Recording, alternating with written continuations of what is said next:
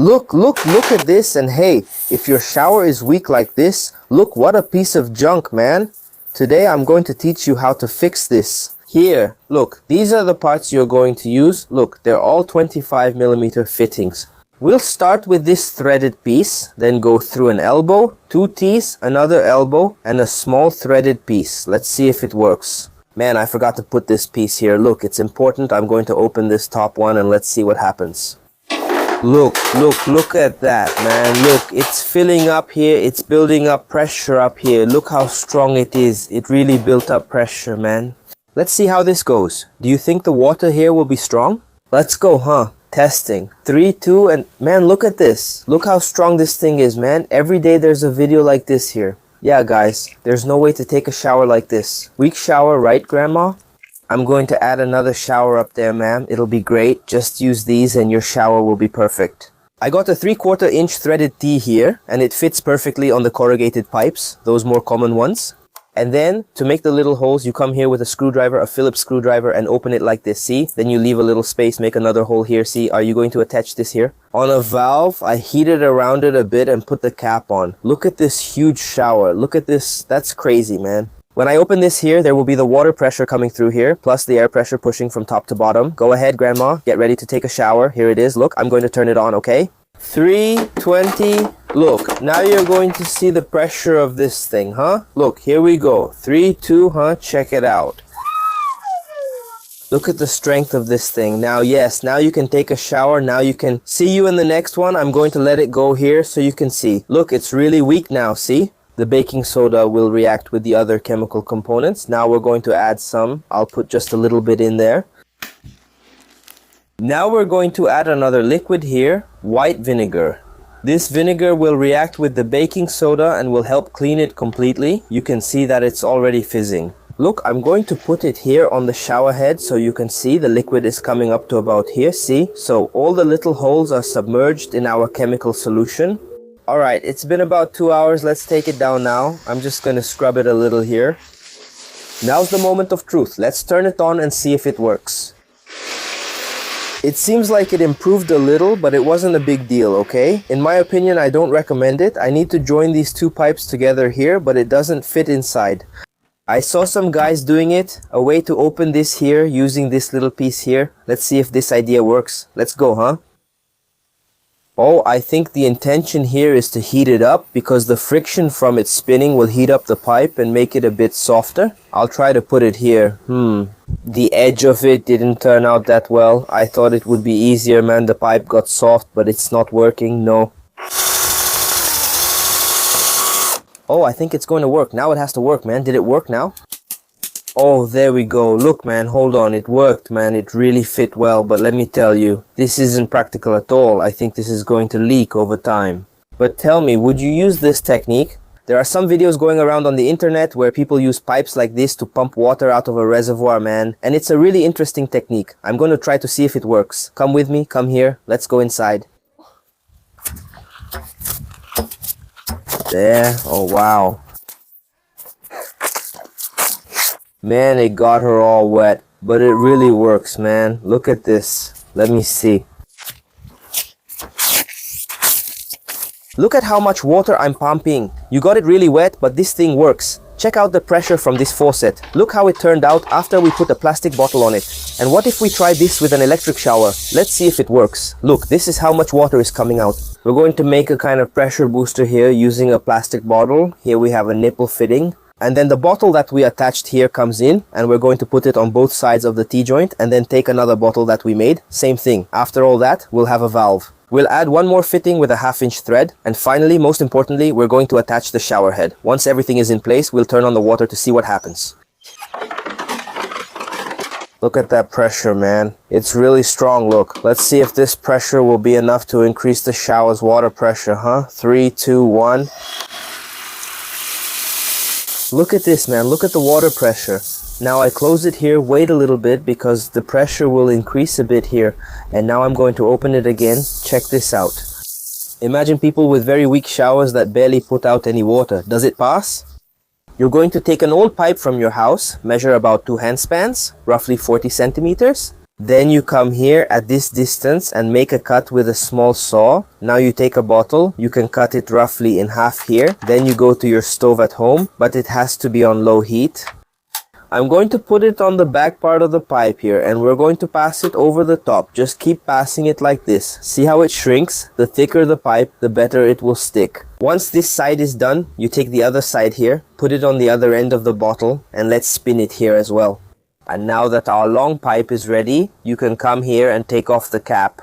Then you take the electrodes that you would usually leave out in the open and they get moisture and start to go bad. You can put the electrodes in here. Look at that. Check it out. And then you close it whenever you want. You take the electrode out here, do the welding, and if there's any left, you put it back. If you like the tip, I'll see you next time. I have two pipes here, see, with completely different thicknesses. And I don't have the fitting to connect them, so how do we make this connection? You take a bottle like this one, cut it, take this piece out, and then you go to your stove at home. Here you go. Now we'll heat the pipe over the fire. Bring it like this and put it here. I'll take the other pipe, put it inside, and heat it over the fire. Our goal here is for it to shrink and press the pipe inside. It turned out well, but it's still loose. To fix this, you take some electrical tape, or you can use thread seal tape too. Remove the excess here, stretch it well. Since it fits in there tightly and it's made of rubber, it will seal as well. Now I can unscrew the cap and it will stay inside, see, look there, and I took out this piece here. You come in like this with a utility knife and let's try to remove the core of the cap. If you have trouble over the weekend, try this solution. Add a bit of super glue here to keep the cap in place. If you like this tip, see you next time. I'm gonna take a screw, put it in here like this, then use the driver. I'm just gonna put it in a little bit. Put this pipe on the side and look here, I'll show you. The other screw goes here and I'll make sure both are the same height. Look, the pipe is loose here. You put the wire in, I wrap it twice in this corner, pass it over the top and keep moving it side to side. Finally, I come in with the pliers, cut off the rest here, and I can join the two pieces of wire together. But the pipe is still, look, totally loose, see? I can even take it off and put it back on, but now comes the trick. I come in with this, look, I lower it a little bit here and then I lower it a little bit on this side.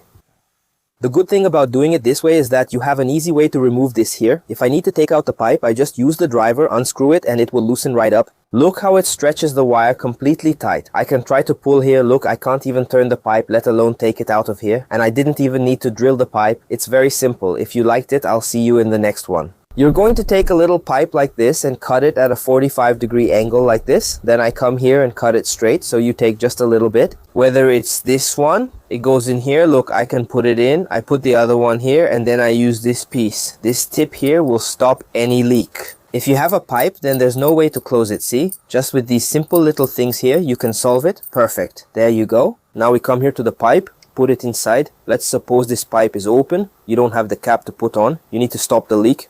Or even if you want to fasten this screw here to a wall, any of these things will work. I put it inside. Now I bring the nut here and tighten it. See how firm it gets? Just keep tightening like this. It's easy and will solve your problem. See how firm it is now?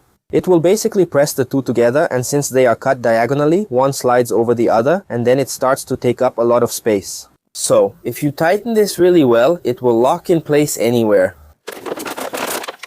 Look at this. Look at the stream of water. Yeah, guys, the water ran out when we got here with our feet all dirty from the farm. Look how we wash. Let's try to fix this thing. Let's put a proper faucet here to solve Grandma's problem. I'm going to use these things you see here. Look, when it's hard, it doesn't fit very well. So let's start from the front to the back. Then comes this piece, and now this one, and finally the third one. And to finish it off, take a look at how this thing turned out, man.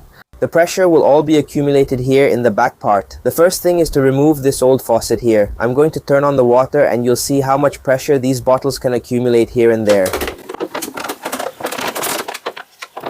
Look at this, man. See how the bottle got hard? In 3, 2, 1. Look at this, man. Look at the strength of this water. Let's see if it'll clean your foot now. Open it all the way. Whoa. Now that's it. Now it's strong, right? Did you see that? Now that's it. It's going to strip off all that old buildup, man. Look at this. My pipe burst. Now what? How do we fix this and cover it up? A viral video claims you can fix this with thread seal tape and super glue. Should we try it? So then I come here with the thread seal tape like they do. Look, they put the thread seal tape inside the hole. See? But that's not what's going to fix it right away. I fix it with super glue. I'll get it like this. Look, I'll drop some super glue in there, okay? I put on 1, maybe 2 layers here, and then I add more glue on top. There, now let it dry. Then I'll turn the faucet on all the way, and we'll test to see if it really won't leak here. All done. I've already let it sit in the sun for a while. You can see that it's really covered here, but the big question is, will this really not leak water? 3, 2, 1, and whoa! Man, maybe not. No leaks here. That surprised me. I don't know if you can trust this in the long run. And yeah, I don't know if I'd recommend it. Look, it just started now. Imagine this after a year, inside the wall. I wouldn't do it, no. Man, see you in the next... Oh no, my pipe is leaking and I don't have that cap to put here, man. I'm going to teach you how to solve this problem. It's really simple. Look, you're going to go to your stove at home, light the stove, and you're going to take a little gas canister like this too. If you want to do it out in the woods, look at what we're going to do here. Now, it needs to get really soft. Really. To make it work, I'm going to try doing it another way. Here, I'm going to use pliers to fix it, and we'll see if it works. Look, I closed it completely here. If it doesn't leak, man, it's great as a temporary fix. If there's a leak, it's something you can use until you can buy the right part, especially if it's the weekend and you can't buy the right piece. You make a temporary fix, but let's see, let's go. So it's in position here, look, see, nothing's going to leak down here in 3, 2, 1. Oh man, look at that, it's dripping.